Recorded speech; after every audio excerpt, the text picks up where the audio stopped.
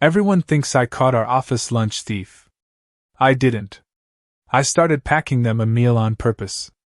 I need to get this off my chest because it's been eating at me for weeks, and I honestly don't know if what I'm doing is kind or stupid or somehow making everything worse. We've had a lunch thief at work for months. I work at a mid-sized accounting firm downtown, nothing fancy, just your typical corporate office with beige walls and fluorescent lighting that makes everyone look half dead.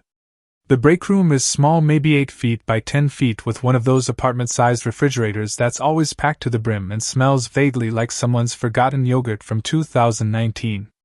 The theft started back in February. At first, it was just random stuff going missing. Someone's leftover pizza slice. A sandwich here and there. A container of soup. People would complain in the break room or send passive-aggressive emails to the whole office about respecting other people's property. And we're all adults here. But nothing changed. By March, it was happening like clockwork. Every day between 12:15 and 12:30, something would disappear from the fridge. Always the same time window, always from the same general area, the back left corner where people tend to shove things when the fridge is getting crowded. Whoever was doing it had a system. I started paying attention because my stuff kept getting hit. I'm a creature of habit. I meal prep on Sundays and bring the same glass container with the same basic lunch every day. Rice, some kind of protein, whatever vegetables I grabbed at the grocery store that week. Nothing fancy, but it's healthy and cheap, and it keeps me from spending $15 on a sad desk salad from the place downstairs. The first time my lunch got stolen, I figured it was an accident. Maybe someone grabbed the wrong container. It happens. But then my glass container came back 2 days later, sitting in the dish rack by the sink, and it was greasy as hell. Whoever had used it had put something oily in there, and hadn't bothered to wash it properly. I had to scrub it with degreaser to get it clean. The second time it happened, I was annoyed. The third time, I was pissed. The fourth time, I started taking it personally. I wasn't the only one getting hit, but it felt like I was being targeted more than most people. Maybe because I was predictable, same container, same spot in the fridge, same time every day. I started putting my name on everything with permanent marker, then with those little labels you use for kids' lunch boxes. Nothing worked. Other people were getting creative with their anti-theft measures. Janet from HR started using a lunch box with a combination lock. Mike from IT put a note on his sandwich bag that said, "I licked this," in big red letters. Someone else started bringing their lunch in a paper bag and keeping it at their desk instead of using the fridge at all. But the thefts kept happening. 12:15 to 12:30, every single day, like clockwork. I'll admit, I got a little obsessed with trying to figure out who was doing it. I started paying attention to who was in the break room during those 15 minutes. I'd make excuses to walk by and glance in, or I'd time my coffee breaks to coincide with the theft window. I felt like a detective, except I was investigating missing turkey sandwiches instead of actual crimes. The problem was that our office has about 60 people spread across 3 floors, and there's always someone in the break room around lunchtime. People heating up their food, grabbing drinks from the vending machine, just hanging out and complaining about work. It was impossible to narrow down suspects. I started getting genuinely angry about it. Not just because someone was stealing my food, but because of how inconsiderate it was. We're all working adults trying to get through the day. Most of us are bringing lunch from home because we're trying to save money or eat healthier or both. When someone steals your lunch, it's not just about the food, it's about the time you spent preparing it, the money you spent buying ingredients, the fact that now you're stuck either going hungry or spending money you hadn't planned to spend. Plus, there was something so calculated about it that really bothered me. This wasn't someone occasionally grabbing the wrong container by mistake. This was deliberate, systematic theft. Someone was treating our communal fridge like their personal meal delivery service, and it was infuriating. I started fantasizing about catching them in the act. I imagined walking into the break room and finding someone red-handed with my container, and I'd give them this devastating speech about respect and consideration, and what their parents would think of their behavior. I thought about leaving fake containers with notes inside calling them out. I considered asking management to install security cameras. But then, about 3 weeks ago, something happened that completely changed my perspective on the whole situation. I had a client meeting that got moved up to 8 a.m., which meant I had to be at the office by 7:30 to prepare. Our office doesn't officially open until 8:30, but they give us key cards so people can come in early if they need to. The parking garage was almost empty, the elevators were quiet, and the whole place had that eerie early morning feeling where your footsteps echo louder than they should. I was walking past the break room on my way to my desk when I saw someone standing in front of the open refrigerator. Just standing there, not moving, like they were frozen. The light from the fridge was the only illumination in the room, and it cast this weird shadow on the wall behind them. I stopped and watched for a second, thinking maybe they were looking for something specific or trying to decide what to eat. But they weren't moving. They were just staring into the fridge like it might contain the answers to all of life's problems. After about 30 seconds, they closed the refrigerator door and walked out empty-handed. That's when I got a good look at their face in the hallway lighting. I didn't recognize him immediately. He was young, maybe early 20s, wearing khakis and a button-down shirt that looked like it came from the clearance rack at Target. I'd seen him around the office but never really paid attention. I figured he was probably a temp or an intern or someone from a different department. But what struck me wasn't his clothes or the fact that I didn't know him well. It was his face. He looked absolutely wrecked.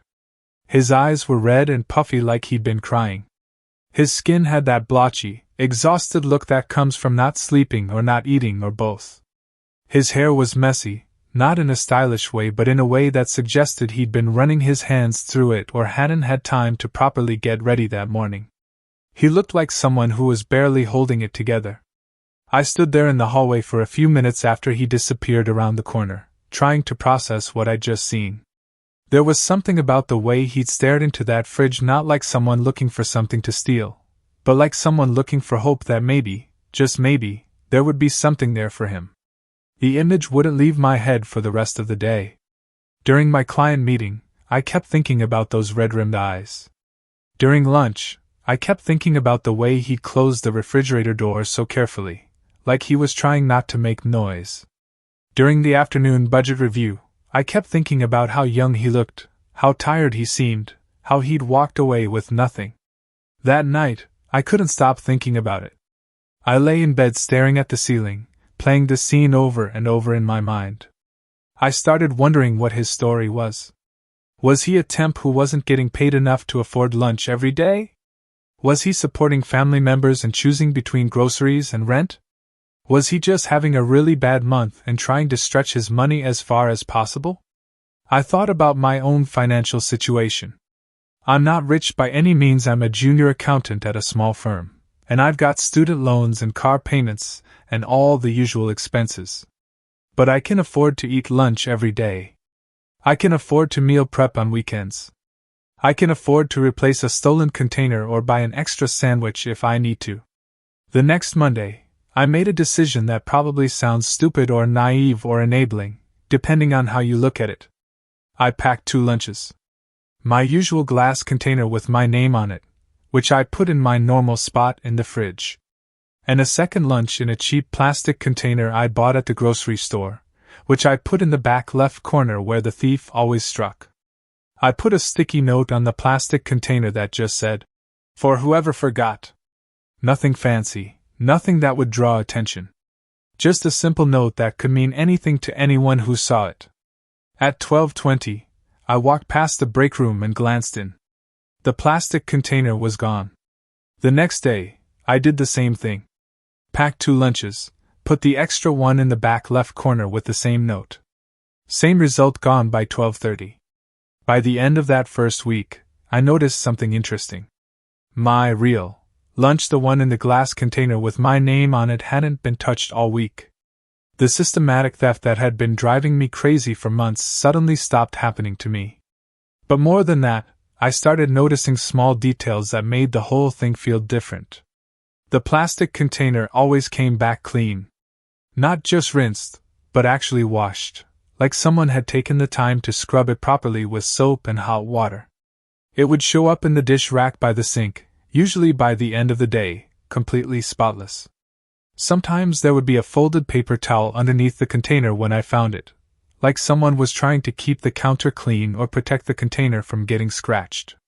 One day, the container came back with the sticky note still attached, but someone had written, "Thank you," in small, neat handwriting underneath my original message. Last Friday, there was a single peppermint sitting on top of the returned container. Just one little peppermint, the kind you get at restaurants or from the bowl at the bank. It was such a small thing, probably meaningless, but it hit me harder than I expected. Someone was trying to give something back, even if it was just a piece of candy that probably cost 5 cents. I started looking forward to these little details. The neat handwriting. The careful way the container was always placed in the dish rack. The fact that whoever was doing this was clearly trying to be respectful and grateful, even in this weird, anonymous way. Meanwhile, my coworkers started treating me like I was some kind of hero. "How did you get the lunch thief to stop targeting you?" Janet asked me one day. "Did you confront them?" Mike wanted to know. "Did you catch them in the act?"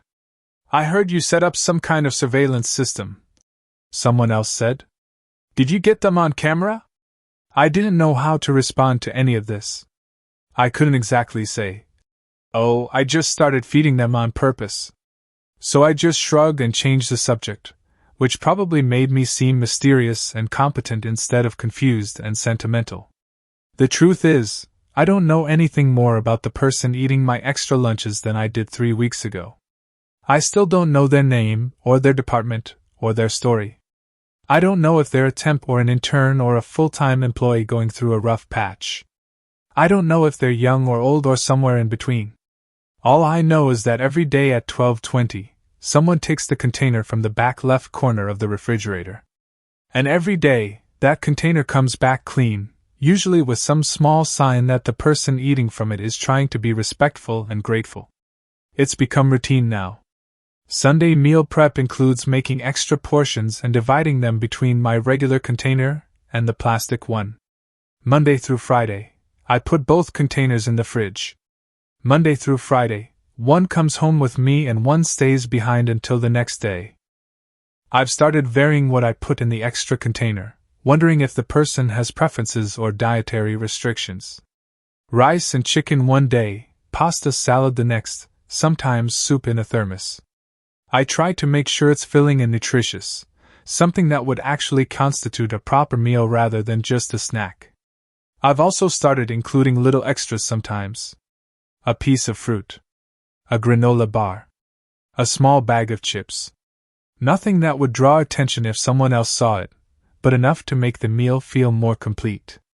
Last week, I put in a container of homemade cookies that I'd made for a bake sale that got cancelled. The next day, there were 3 cookies left in the container with a note that said, "Saved some for you." I ended up eating those cookies at my desk and they were perfect with my afternoon coffee, but the gesture made me weirdly emotional. I know this whole situation is probably enabling something that I should be discouraging. I know that if HR found out what I was doing, they'd probably tell me I was making the problem worse by rewarding theft instead of reporting it. I know that the right thing to do would be to let management install security cameras and catch whoever is doing this and deal with it through proper channels. But I can't stop thinking about that morning when I saw someone standing in front of the refrigerator looking like the world was ending. I can't stop thinking about how carefully they close the refrigerator door, how thoroughly they wash the containers, how they leave little thank you notes, and share cookies and try to give something back even when they clearly don't have much to give. I can afford an extra serving of rice and chicken. I can afford an extra apple or an extra granola bar. What I can't afford is knowing that someone I work with is going hungry while I throw away leftovers or let produce go bad in my own refrigerator. Maybe that makes me a sucker. Maybe I'm being taken advantage of by someone who's perfectly capable of buying their own lunch and just chooses not to. Maybe I'm enabling behavior that should be discouraged. But maybe someone is getting through a tough time partly because they know there's going to be food available when they need it. Maybe someone is able to focus on their work instead of their empty stomach. Maybe someone feels a little less alone because a stranger left them a container with a note that says, "For whoever forgot." I don't know which one is true, and I'm not sure it matters. What I do know is that I sleep better at night knowing that I'm not adding to anyone's problems. I know that my own lunch doesn't get stolen anymore, which was my original goal. I know that someone out there is eating regularly who might not be otherwise.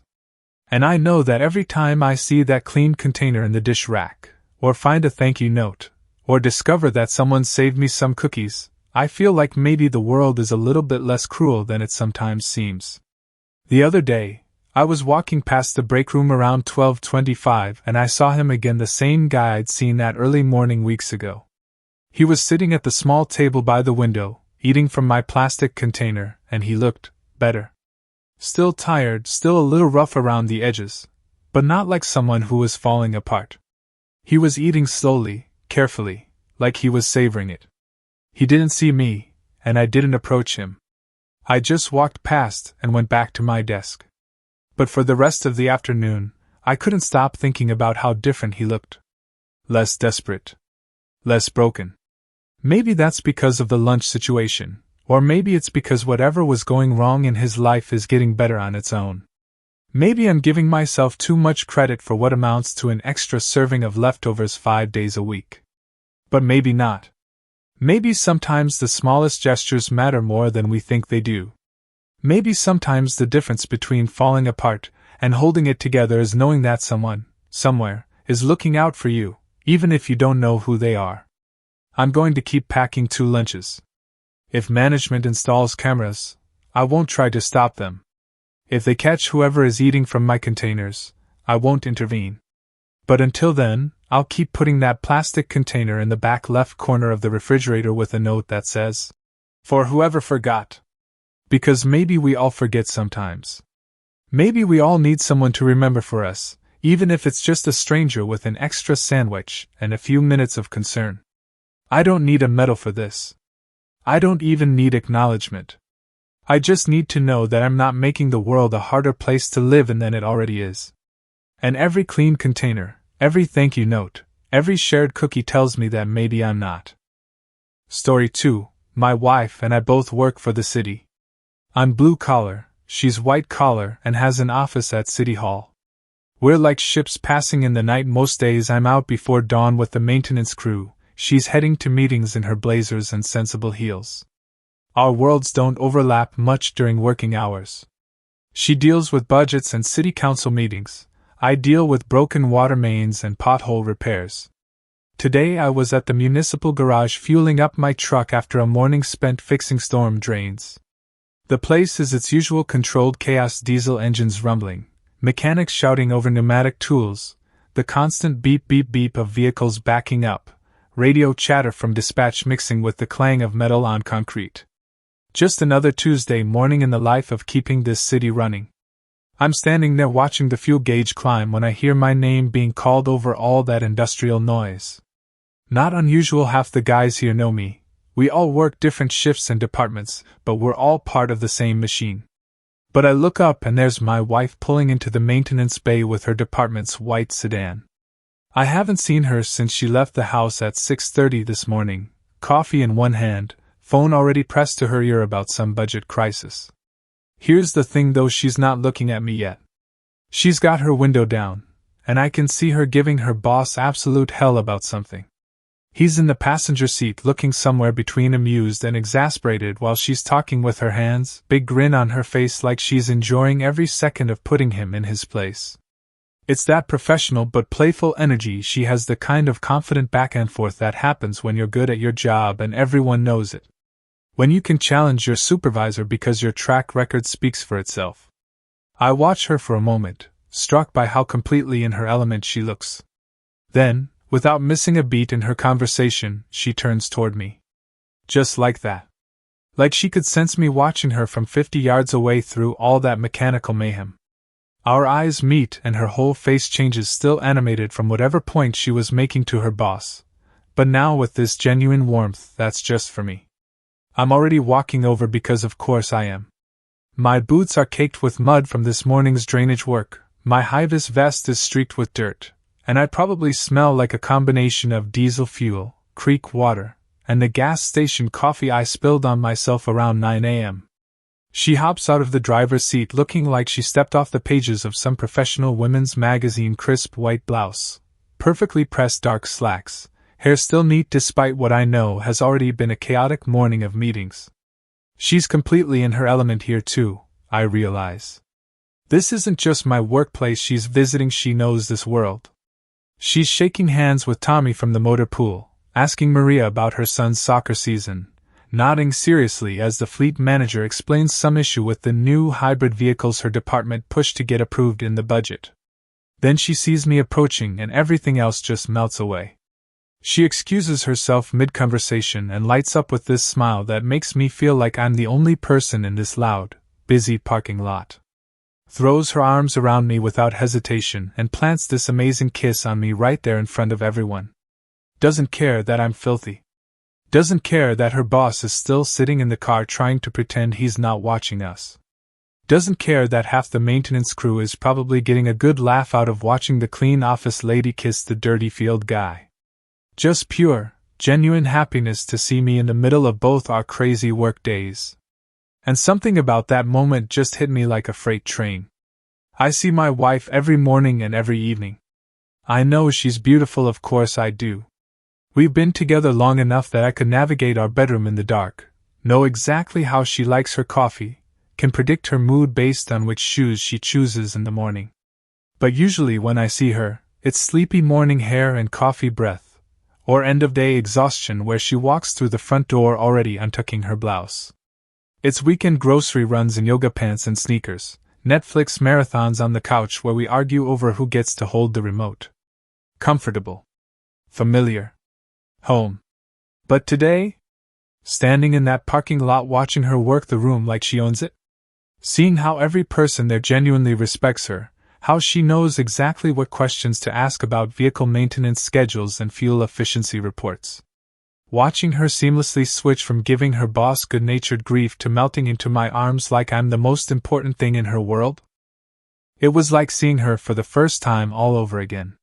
This isn't just the woman who steals my French fries and leaves her coffee cups all over the house. This is someone who runs a significant chunk of this city's operations. Someone who people clearly love working with and turn to when they need things done right. Someone who can go toe-to-toe with the mayor in budget meetings and then drive herself to the maintenance garage because she doesn't think she's too important to handle her own departmental logistics. My wife is a genuine badass. And she's sexy as hell. And somehow, miraculously, she chose me. Standing there in her arms, I could see her through everyone else's eyes for a moment. The competent professional who remembers your name and asks about your family. The woman who fights for better equipment and fair wages for city workers. The person who somehow manages to be both completely professional and genuinely warm with everyone she meets. And at the end of her long days dealing with city politics and budget crises and community complaints, she comes home to me. Kicks off her heels, changes into those ridiculous pajama pants with the cartoon tacos on them, and curls up next to me on our beat-up couch like there's nowhere else in the world she'd rather be. I just wanted to share that revelation with someone. Sometimes you need to see your person in their natural habitat, really see them. Not just as your spouse but as the incredible human being they are in the world, to remember just how lucky you are. Sometimes it takes a random Tuesday morning in a municipal garage to remind you that you married way above your league and somehow convinced an amazing woman to build a life with you. Tonight when she gets home and immediately changes into those taco pajamas, I'm going to tell her exactly how proud I am of her. And maybe this weekend I'll take her somewhere nice so I can sit back and watch other people realize how amazing she is too.